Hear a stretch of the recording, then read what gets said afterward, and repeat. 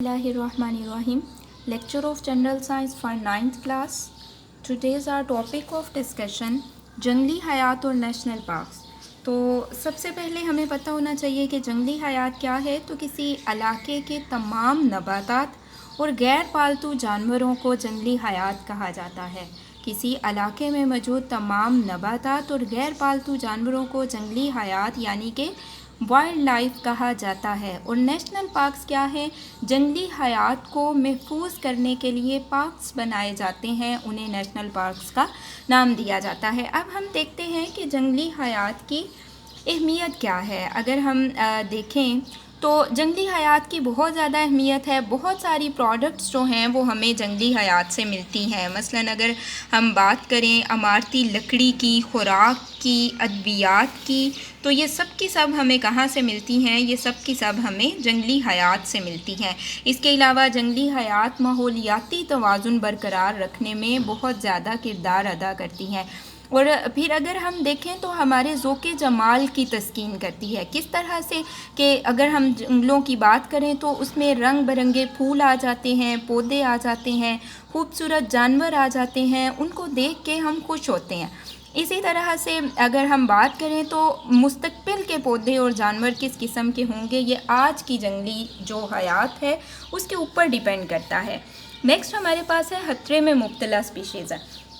یعنی کون سی ایسی اسپیشیز ہیں جن کے مستقبل قریب میں یہ خطرہ ہے کہ وہ ختم ہو جائیں گی, جن کے بارے میں یہ خطرہ ہے کہ وہ مستقبل قریب میں کیا ہوں گی, ختم ہو جائیں گی. اگر ہم پاکستان میں مختلف جانوروں کی اسپیشیز کی بات کریں تو پاکستان میں ممالیہ جانوروں کی تقریباً 200 اسپیشیز موجود ہیں. اسی طرح سے اگر پرندوں کی بات کریں تو 600 اسپیشیز ہیں. رینگنے والے جانوروں کی بات کریں تو 150 اسپیشیز ہیں. اور اگر مچھلیوں کی بات کریں تو 700 کی اقسام پائی جاتی ہیں مچھلیوں کی.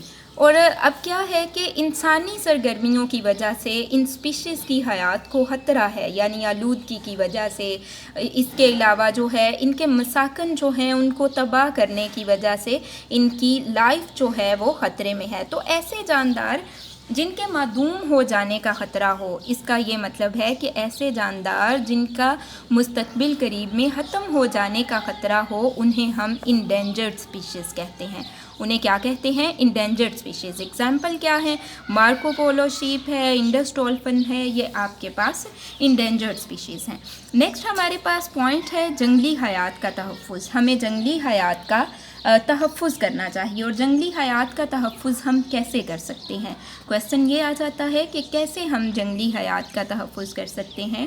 تو اس کا جو حل ہے وہ یہ ہے کہ جو جاندار ہیں, جانور ہیں, ان کے مسکن کو آباد کیا جائے, یعنی ان کے رہنے کی جگہ کو آباد کیا جائے. اور دوسرے نمبر پہ جنگلی جانوروں کے شکار پر پابندی لگا دی جائے, یعنی جنگلی جانور جو ہیں ان کا شکار نہ کیا جائے.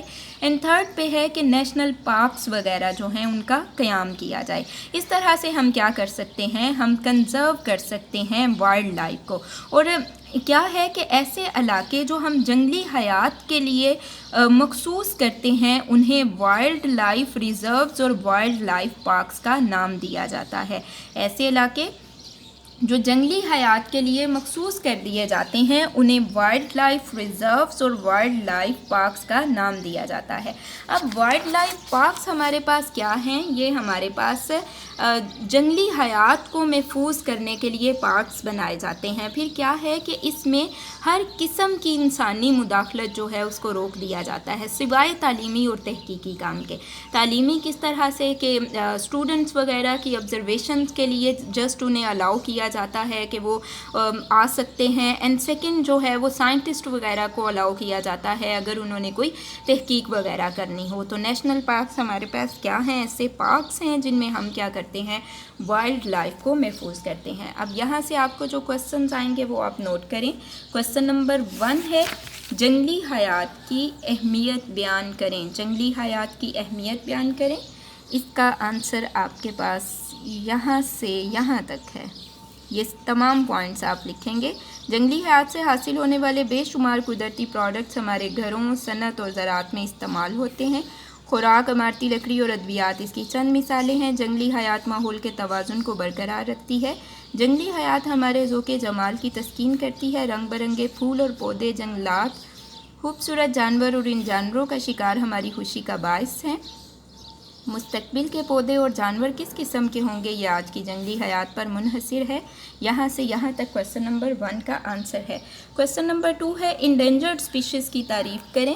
اس کا آنسر آپ کے پاس یہاں سے یہاں تک ہے۔ ایسے جاندار جو معدوم ہونے کے خطرے سے دوچار ہوں، خطرے میں مبتلا سپیشیز یا انڈینجرڈ سپیشیز کہلاتی ہیں۔ کویسچن نمبر 3 ہے آپ کے پاس جنگلی حیات کے تحفظ پر نوٹ لکھیں، تو اس میں آپ یہ لکھیں گے یہاں سے یہاں تک، نیشنل پارکس تک۔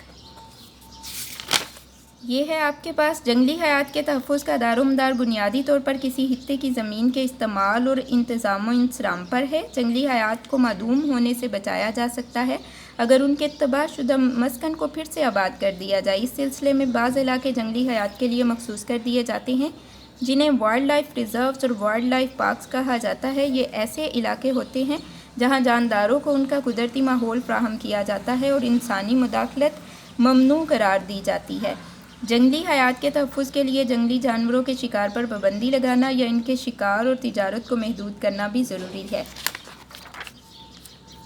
اس سلسلے میں ملکی قوانین موجود ہیں مگر ان پر عمل کروانے کی سخت ضرورت ہے۔ نیشنل پارکس وائلڈ لائف کو محفوظ کرنے میں نیشنل پارکس بھی اہم کردار ادا کرتے ہیں۔ نیشنل پارک ایسے قدرتی علاقے ہوتے ہیں جو اپنی قدرتی حالت میں اپنی قدرتی نباتات اور حیوانات سمیت آئندہ نسلوں کے لیے محفوظ کیے جاتے ہیں، یعنی ایسے قدرتی علاقے جو کہ اپنی قدرتی نباتات اور حیوانات سمیت آئندہ نسلوں کے لیے محفوظ کر دیے جاتے ہیں اور اس میں کسی قسم کی انسانی مداخلت جو ہے وہ نہیں کرنے دی جاتی، نیشنل پارکس کہلاتے ہیں۔ سو یہ آپ کے پاس کویسچن نمبر 3 کا آنسر ہے۔